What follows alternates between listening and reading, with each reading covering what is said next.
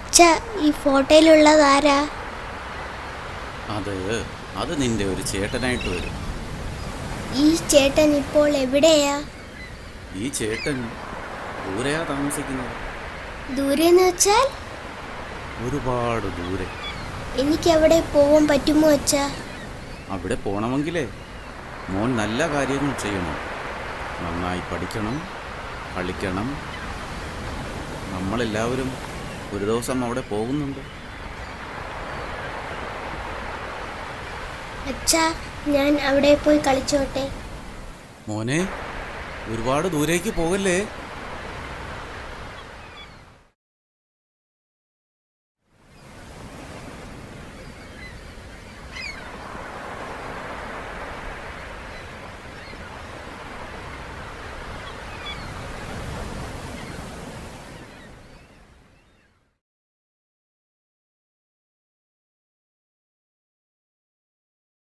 (2005) August 21.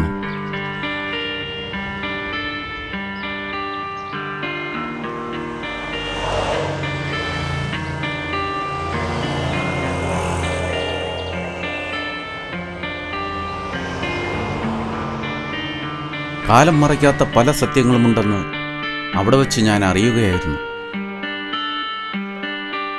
ഒരു പ്രവാചക ശബ്ദം പോലെ ഡോക്ടർ എന്നെ അറിയിക്കുകയായിരുന്നു. May I come in, doctor?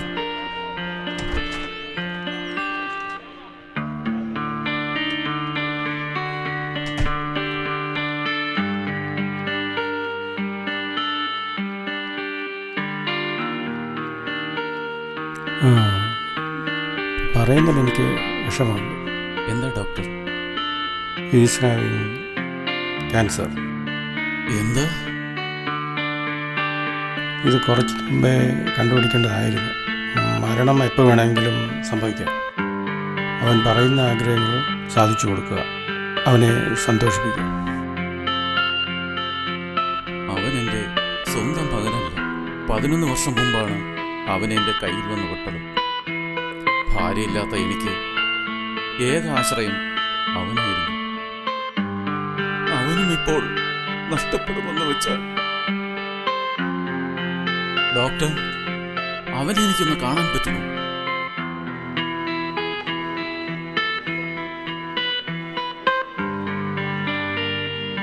നിസ്സഹായതയുടെ വക്കിൽ ഞാൻ ഇരുന്നപ്പോൾ എനിക്ക് ധൈര്യം തന്നത് പുഞ്ചിരി തൂക്കാൻ കൊതിക്കുന്ന ആ മുഖമായിരുന്നു.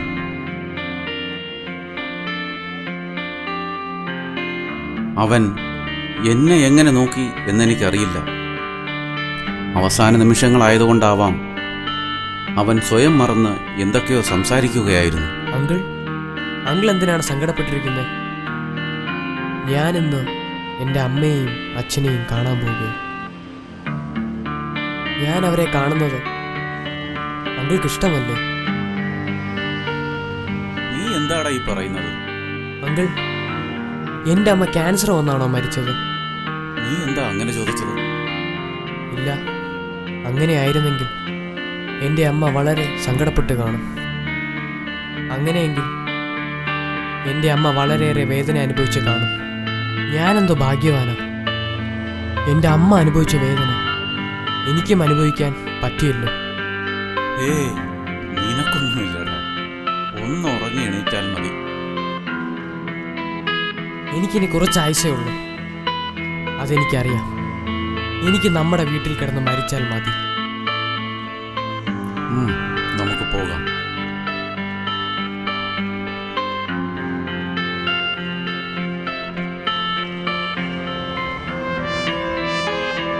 അവൻ്റെ ആ ചോദ്യങ്ങൾക്ക് മുമ്പിൽ ഞാൻ തളർന്നുപോയി. തളർന്നുപോയ ഞങ്ങളെ ഒരു മന്ദമാരുതൻ നയിക്കുകയായിരുന്നു.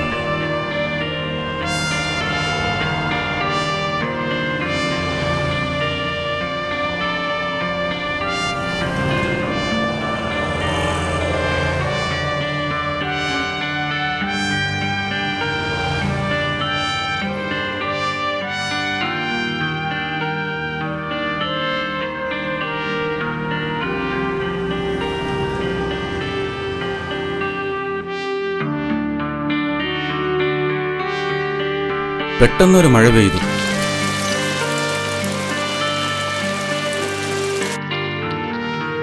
അവൻ ആ മഴത്തുള്ളികളെ കൗതുകത്തോടെ നോക്കി.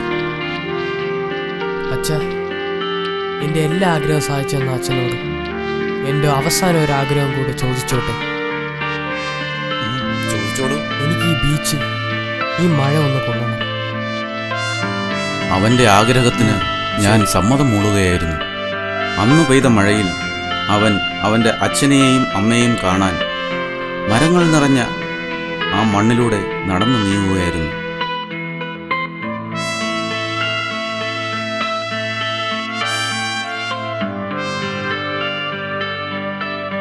മഴ കാറ്റിനെപ്പോലെ തഴുകുകയായിരുന്നു.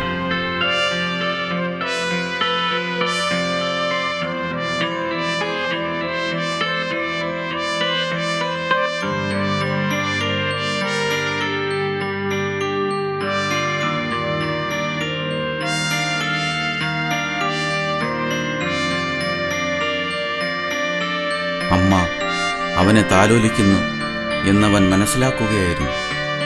മഴയുടെ ഗന്ധത്തിലൂടെ അമ്മയുടെ രക്തത്തിൻ്റെ സുഗന്ധത്തെ അവൻ അനുഭവിക്കുകയായിരുന്നു. കാറ്റിൽ പാറി വന്ന ആ ശബ്ദതരംഗം അവൻ കേൾക്കുകയായിരുന്നു.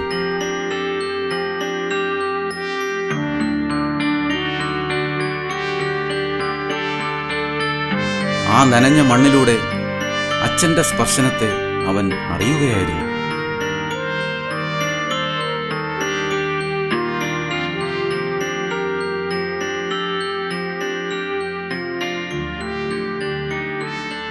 മരണത്തിൻ്റെ നിഴൽ വീണ താഴ്വരയിലൂടെ അവൻ നടന്നു നീങ്ങുന്നു.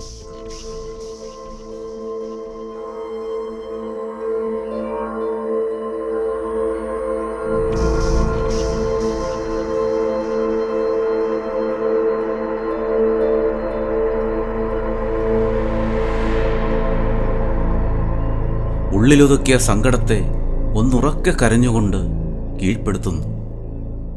അവൻ്റെ അവസാന നിമിഷങ്ങൾ എത്തിക്കഴിഞ്ഞു.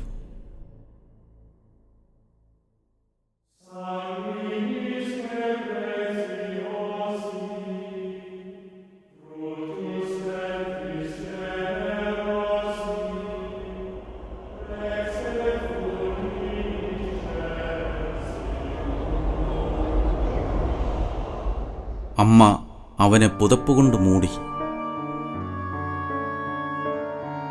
അച്ഛനെയും അമ്മയെയും മുറുകെ പിടിച്ചുകൊണ്ട് അവൻ ഈ ലോകത്തു നിന്ന് യാത്രയായി.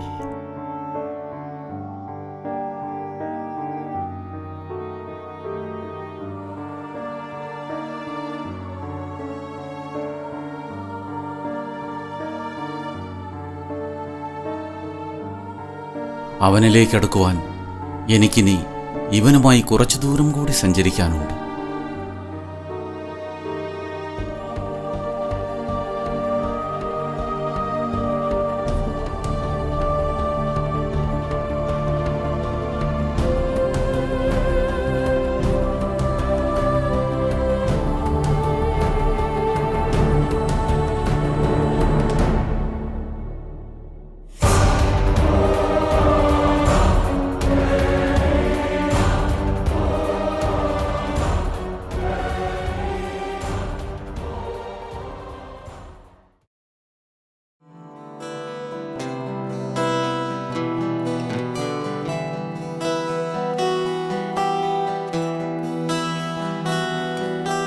ചിങ്കാരക്കിന്നാരം ചിരിച്ചു കൊഞ്ചുന്ന മണിക്കുരുന്നേവാ പുന്നാരം